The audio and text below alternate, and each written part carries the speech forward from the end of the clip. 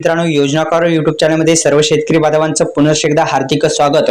तर शेतकरी मित्रांनो, पीएम किसान महासन्मान निधी योजनेचा 18 हप्ता तसेच नमो शेतकरी महासन्मान निधी योजनेचा हप्ता या दिवशी मिळणार का, आपण सविस्तररित्या व्हिडिओमध्ये तारीख तसेच वेळ तसेच सर्व काही माहिती जाणून घेणार आहोत। त्यामुळे व्हिडिओ शेवटपर्यंत बघा आणि चॅनलला सबस्क्राइब केलं नसेल तर सबस्क्राइब करा। तर शेतकरी मित्रांनो, नमो शेतकरी महासन्मान निधी योजनेचा चौथा हप्ता जर तुम्हाला मिळाला नसेल तर हा व्हिडिओ तुम्ही शेवटपर्यंत बघू शकता। तर शेतकरी मित्रांनो, महाराष्ट्रातील नमो शेतकरी योजनेचा अर्थसंकल्पाकरिता निवडून आलेली एक वेबसाईट आहे आणि या वेबसाईटवर आपण सविस्तररित्या माहिती जाणून घेणार आहेत। पहा, तर तुम्ही जर पंतप्रधान पीएम किसान योजनेचा फायदा तर नमो शेतकरी योजनेचा सुद्धा फायदा घेऊ शकता। म्हणजेच काय, तर पीएम किसान महासन्मान निधी योजने आणि जी नमो शेतकरी महासन्मान निधी योजना या दोन्ही योजना एकच संलग्न असल्या कारणामुळे प्रधानमंत्री किसान महासन्मान निधी योजनेच्या माध्यमातूनच नमो शेतकरी महासन्मान निधी योजना सुरू केलेली आहे। तर या दोन्हीचा डाटा एकच कलेक्ट केल्यानंतर जर तुमच्या योजनेमध्ये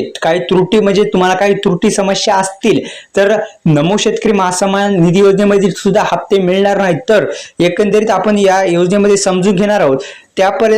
तोपर्यंत आपण जे स्टेटस आहे नमो शेतकरी महासन्मान निधी योजनेचं ते कसं बघू शकता, म्हणजे तुम्हाला जो चौथा हप्ता आहे नमो शेतकरी योजनेचा का मिळाला नाही तर ते लक्षात येईल शेतकरी मित्रांनो। तर शेतकरी मित्रांनो, नमो शेतकरी योजनेचा लाभ स्टेटस लिस्ट कशी बघायची, तर तुमच्याकडे एक मोबाईल नंबर किंवा पीएम किसान महासन्मान निधी योजनेचा रजिस्ट्रेशन नंबर असणं फार गरजेचं आहे। तर आपल्या रजिस्ट्रेशन नंबर टाकल्याच्या नंतर हा पर्याय निवडा। रजिस्ट्रेशन नंबर हा पर्याय जो आहे ह्या बघा, रजिस्ट्रेशन नंबरचा पर्याय तुम्ही निवडू शकता। निवडल्याच्या नंतर तुमची जे कॅप्चा आहे इथं कॅप्चा देण्यात आलेला आहे, हा कॅप्चा तुम्ही टाका। कॅप्चा टाकल्याच्या नंतर डेटा मिळवा, गेट डाटावर क्लिक करा। स्टेप नंबर 3 केल्याच्या नंतर शेवटी तुमच्या स्क्रीनवर एक माहिती मिळेल, म्हणजेच काय, तर फार्मर नेम, तुमचं नेम, विलेज, गाव, सगळं काय, रजिस्ट्रेशन नंबर सुद्धा इथे भेटून जाईल। तुमचं एफटीओ नो आहे, कोणत्या बँकेत पैसे गेले, मिळाले का नाही, सर्व काही या योजनेच्या द्वारे नमो शेतकरी महासन्मान निधी योजनेचं स्टेटस अशा प्रकारे तुम्ही काढू शकता।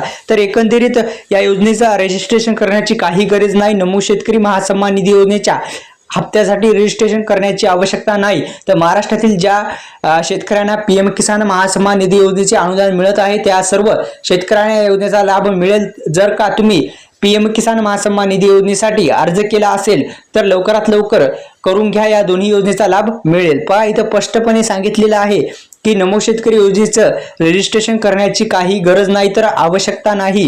तर तुम्हाला पीएम किसान महासन्मान निधी योजनेचा अनुदान म्हणजेच हप्ते जर मिळत असतील तर तुम्हाला रजिस्ट्रेशन करण्याची काही गरज नाही।